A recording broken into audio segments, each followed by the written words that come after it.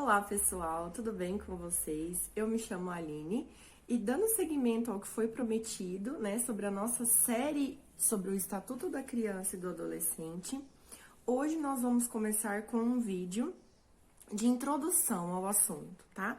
Para quem vai prestar concurso e vai ter, né, a lei do Estatuto da Criança e do Adolescente para estudar, eu vou dar algumas dicas de como você fazer a leitura dessa lei, como você separar ela por tópicos, porque se a gente não tem o conhecimento, a gente não tem afinidade com esse tipo de conteúdo, a gente vai pegar uma lei enorme e vai ficar lendo e aquilo não vai surtir efeito, tá? Então, eu vou ensinar vocês a como fazer o estudo dessa lei para concursos, tá? O meu intuito é ensinar você a estudar o Estatuto da Criança e do Adolescente voltado para concurso público. Primeiro, né, a gente vai pegar o Estatuto no site do Planalto, tá? Sempre pesquisando pelo site do Planalto, porque lá tem todas as atualizações da lei. Não peguem a lei em formato de livro físico, porque se você perde uma atualização, às vezes ela vai cair no seu concurso, dependendo do edital. Você tem que ver aí se ele vai pegar atualizações até 30 dias antes do edital, ou atualizações a partir da abertura do edital. Você tem que prestar atenção nisso para saber quais alterações você tem que estar atento, tá bom? Então, digita lá no Google o Estatuto da Criança e do Adolescente, o primeiro site que abrir, que é o do Planalto, você abre e começa o seu estudo, tá bom? A gente vai começar pelas disposições preliminares, para a gente introduzir o assunto e vocês se acostumarem, né, com a questão do ECA. Primeiro, né, nas disposições preliminares são os 5 primeiros artigos, os 6 primeiros artigos dessa lei. E o que é importante você saber dessa parte introdutória, tá? Você vai ler, você vai ver que tem um monte de coisa, um monte de palavra que às vezes você não conhece, mas vamos com calma, tá? Vamos por partes nessa questão. O primeiro artigo já coloca, né, que essa lei dispõe sobre a proteção integral à criança ou adolescente. O que significa essa proteção integral? A partir, né, de 1990, que a gente inaugura no cenário brasileiro essa doutrina da proteção integral à criança e ao adolescente, que significa que essa lei vai proteger todas as fases do desenvolvimento dessa criança, desde ela estar sendo gerada pela mãe até ela deixar de ser um adolescente e se tornar um adulto. Então, é uma proteção integral a todas as crianças e os adolescentes em todas as fases do desenvolvimento da criança, em todos os aspectos da vida da criança. Saúde, alimentação, direito à educação, ao trabalho, ao lazer, à cultura, à liberdade, à dignidade. Então, é uma proteção num aspecto integral da vida da criança e do adolescente. É isso que significa, tá bom? Uma outra questão importante desse início, né, do ECA. E às vezes cai essa pergunta, por mais que ela pareça boba, mas às vezes ela cai em algumas provas. Se considera criança, para efeito dessa lei, a pessoa até 12 anos de idade incompletos, tá?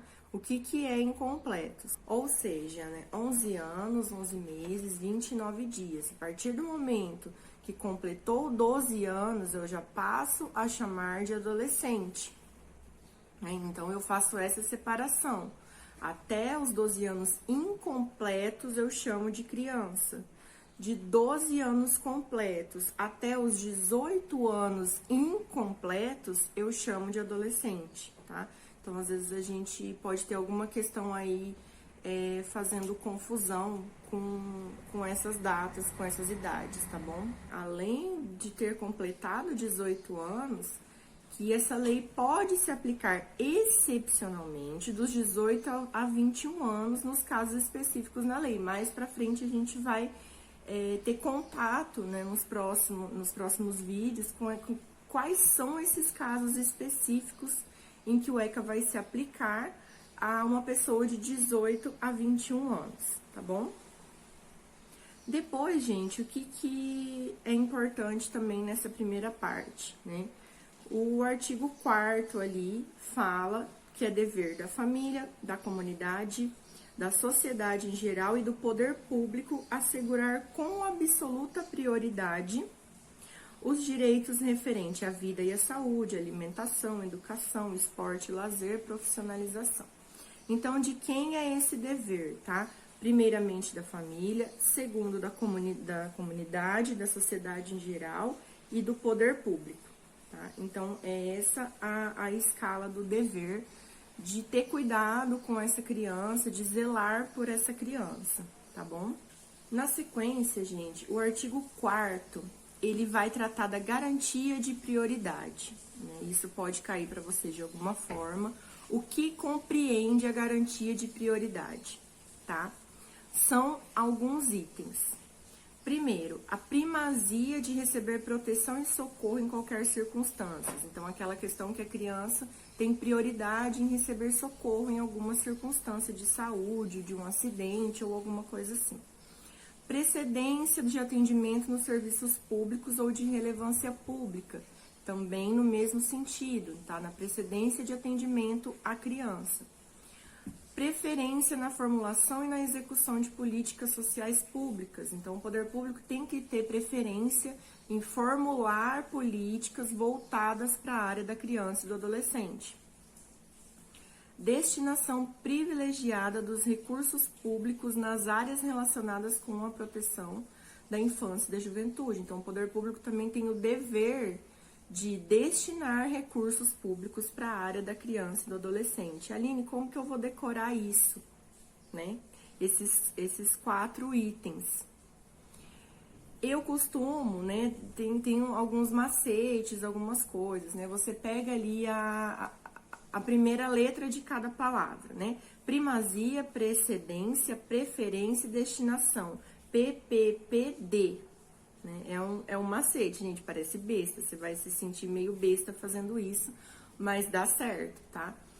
Aí, dessa sequência, você tenta decorar as primeiras palavras. Primazia, precedência, preferência, destinação. E aí, quando você vê isso numa questão, né, o que compreende a garantia de prioridade? Isso vem na sua cabeça. Primazia, precedência, preferência e destinação.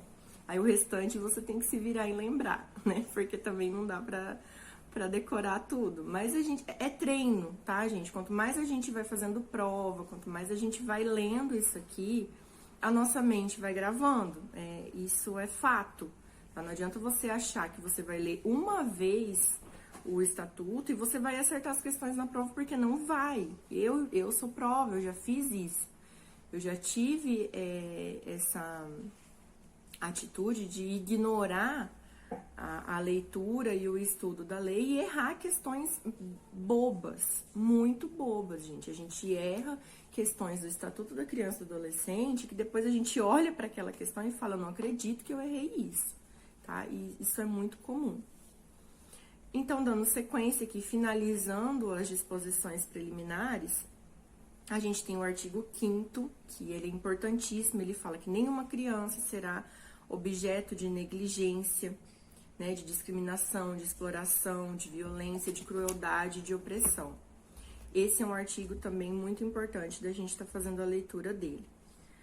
E o 6º fecha, né, as disposições preliminares, que ele fala da condição peculiar do adolescente como pessoas em desenvolvimento, tá? Esse é o grande diferencial do ECA, que ele vai tratar criança e adolescente dentro das suas particularidades de desenvolvimento. Eles são pessoas em desenvolvimento, em fases diferentes do desenvolvimento. Então, se algo cair nesse sentido, é isso que significa a condição peculiar da criança e do adolescente como pessoas em desenvolvimento.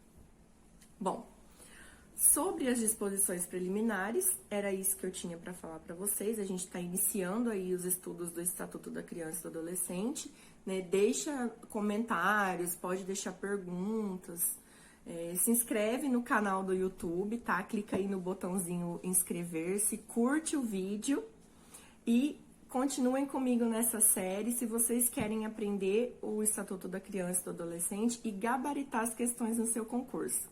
Um beijo e até o próximo vídeo.